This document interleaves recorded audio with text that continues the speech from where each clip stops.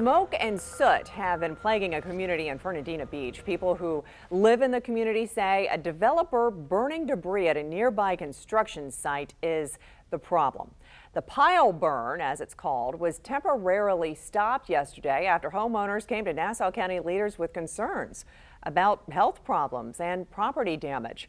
Our Haley Harrison is on your side tonight with the county's next steps.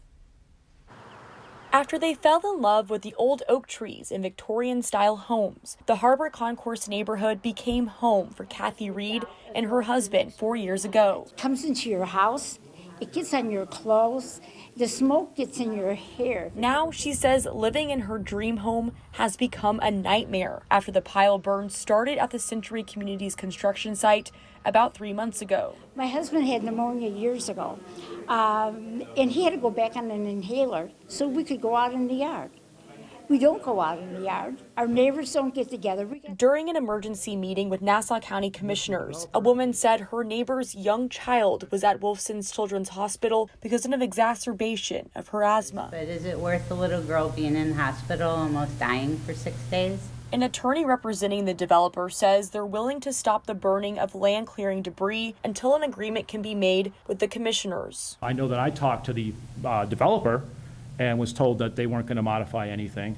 I mean, this is going to continue to be an issue. Commissioner Aaron Bell, who represents Fernandina Beach, requested the county attorney put together a burn ordinance for the Harbor Concourse area in the event they don't like the agreement. The motion passed 3-2, with other commissioners not in favor of any new ordinance. A win-win solution is what we're after, at least what I'm after.